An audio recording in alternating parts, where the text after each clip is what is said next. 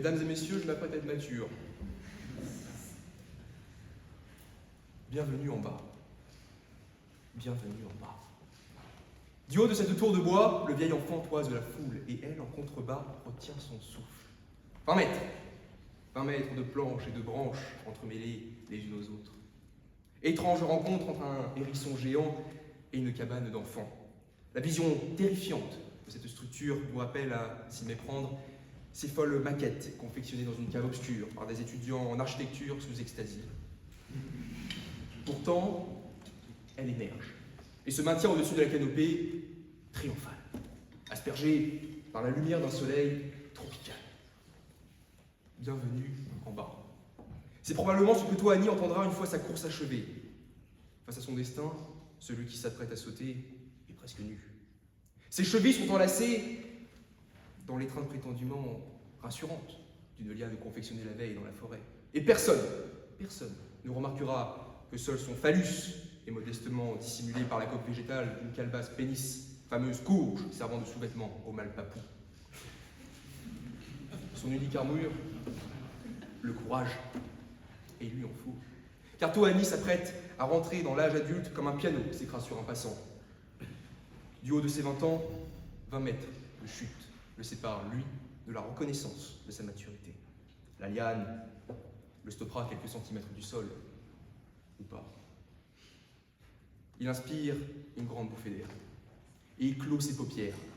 Au loin, les oiseaux chantent, et les vagues également semblent l'acclamer, à la manière des témoins. Il voit son père. Il pense à sa mère. Il envisage même un instant la nuit prochaine, pleine de stupre, dans les bras de Mariana, la plus belle fille du village.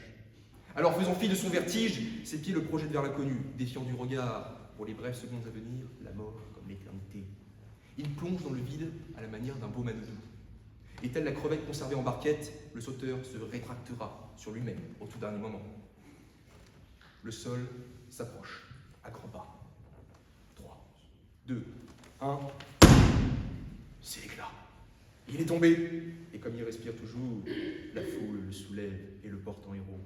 Bienvenue en haut. Rassurez-vous, Madame la Présidente, ce récit n'est pas celui d'une sombre soirée d'intégration du BDE de la faculté Jean Monnet, mais bien celui de la cérémonie du Gol, pratique initiatique ancestrale propre aux îles du Vanuatu en Océanie. Car oui, amis de France Culture, dans cet archipel des confins du monde où le bleu des cieux se lie à celui des flots, les hommes s'élancent depuis ces tours archaïques, suspendus seulement par une simple liane, souvent un peu trop longue, parfois même pas assez solide. Ils le font tous pour entrer à grand fracas dans l'âge adulte. 15, 20, 30 ans, qu'importe. Ils doivent tous sauter lorsqu'ils se sentent de passer le cap. Alors, je vous le concède, contrairement à Madame Hidalgo, je ne pourrais vous payer un vol vers cet archipel idyllique. Mais si Toani et ses semblables étaient présents aujourd'hui, dirait-il qu'en ce jour-là, l'âge fut au fondement de leur grandeur? Non. Non, ravissante dame, honorable membre du jury, chevelu, peuple de Lysias. S'il y a bien un enseignement à tirer de cette cérémonie, c'est que Monsieur Âge et Dame Grandeur n'entretiennent qu'une amitié de façade. Croire qu'on puisse assigner l'accès du sublime à la seule tutelle du temps, cela revient à nier notre nature, tout en condamnant le commun des mortels à un quelconque déterminisme. Comprenez,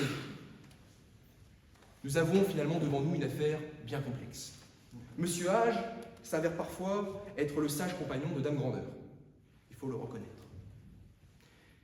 Tenez, même si certains d'entre eux, à la manière d'un bambin, laissent dans le sillage de leurs déambulateurs de longues traces de bave, n'octroyons-nous pas à nos vieux les qualificatifs de grand-père et grand-mère? Ne voyons-nous pas dans ces corps âgés, chenus et voûtés par le poids de la peine, la promesse d'une certaine sagesse, parfois assortie de richesse? Et c'est sans mentionner cette consignation que nous connaissions tous au carnet de santé. Nourrisson de 30 à 48 cm, belle bête, grand il sera. Nous pourrions dès lors penser qu'avec l'âge viendrait naturellement la taille, l'opulence, la sagacité et la déférence. Seulement voilà, seule une amatrice de sophisme se contenterait aisément d'un tel raccourci. Voyez-vous, Monsieur Âge est cet homme simple, sans fioriture, Chiant. Toujours égal à lui-même, il est cet infatigable marcheur discret mais néanmoins visible. Et de sa main, à la manière du fisc, il nous touche tous. Là où Dame Grandeur, cette femme plantureuse, désirée, c'est une déesse convoitée, mais dont la bénédiction arbitraire n'est offerte qu'à un carteron, Dame Léonine. En bref, lui d'un banal, elle est formidable. Et c'est là toute la différence. Et c'est essentiel. Dès lors, face à ce constat d'une clarté saisissante, comment laisser ce tribunal verser dans une simplification outrancière en accusant de complicité les deux personnes aujourd'hui jugées? Ça ne tient pas. Y a-t-il seulement un âge pour devenir grand?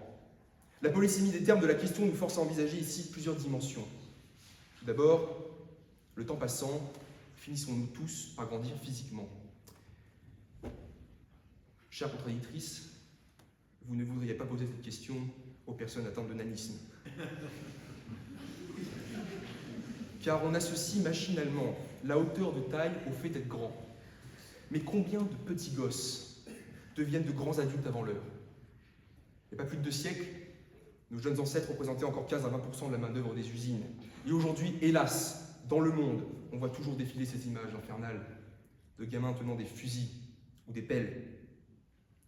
Combien sont-ils de nos jours à circuler de mine en mine, de bataille en bataille ou de bordel en bordel? Il n'y a pas d'âge pour devenir grand.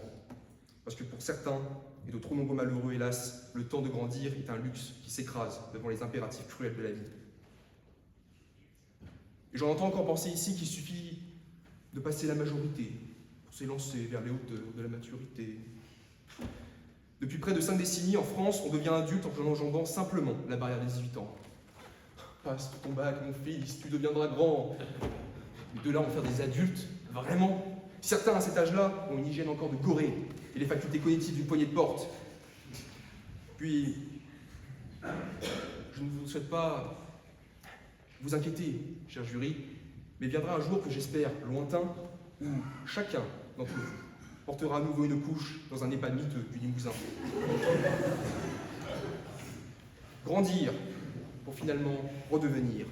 La vie est un serpent qui se mord indéfiniment la queue, un Ouroboros. Et comment omettre enfin cette réalité qui travaille tous les ambitieux comme les cadres de la RATP? Le train de la vie partira en avance. Auguste Comte écrivait que les morts dominent les vivants. C'est bien vrai. Certains bataillent avec la vie et ses vicissitudes dans l'espoir de graver son nom dans les marbres blancs de l'histoire, à la manière de nos illustres ancêtres. Mais allez savoir pourquoi, parfois, ça capote. Le temps d'une vie ne suffit pas toujours pour devenir grand. Pensons à Van Gogh ou à Kafka, tous deux ignorés de leur vivant, mais désormais, aujourd'hui, adulés. Certains laissent, malgré eux, dans les mains de Chronos, la reconnaissance posthume de leur mérite passé. Alors qui sait? Qui sait? Peut-être que ces génies incompris que sont Joule ou Sandrine Rousseau reposeront tôt ou tard aux côtés d'Hugo et Badinter. Convenons-en une bonne fois pour toutes, Madame la Présidente, honorable membre du jury, l'âge est une convention arbitrairement fixée. Fallait-il nécessairement attendre 20 ans avant que Tonawi ne se décide à sauter? Rien au Vanuatu n'indiquait le contraire. Sommes-nous condamnés à rester toujours trop jeunes pour devenir Premier ministre? Mais allez donc à Matignon donner des cacahuètes aux nouveaux nourrissons. Combien de bougies un lycéen doit-il souffler avant de pouvoir inviter sa tendre prof de théâtre au Macumba Night Club d'Amiens?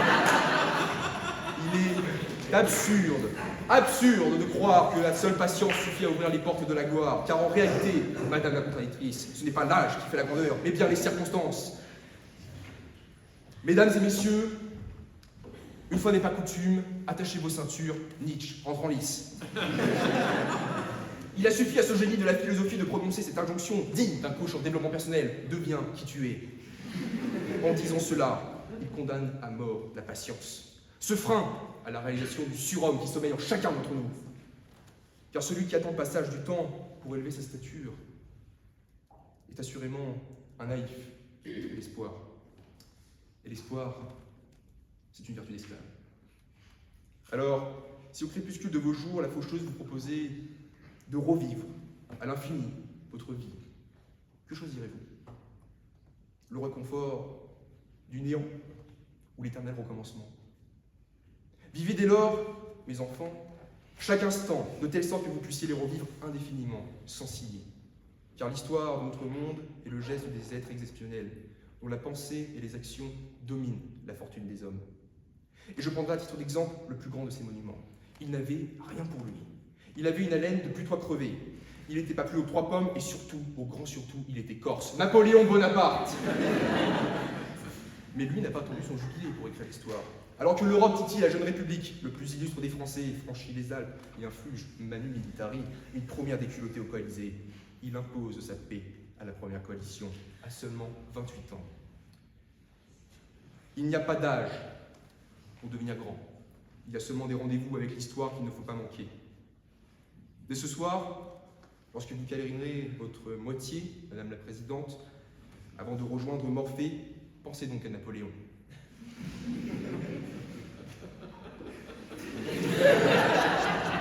Ovide, dans ses métamorphoses, vous rappelez que le destin, notre destin, est certes d'être éphémère, mais que notre ambition, elle, se devait d'être immortelle. Si les hommes de génie sont ces météores, destinés à brûler pour éclairer leur siècle, il n'appartient qu'à vous d'enflammer le ciel. Alors, dès demain, empressez-vous d'empoigner à bras-le-corps la vie, en lui glissant à l'oreille ce tendre mot « Merci ».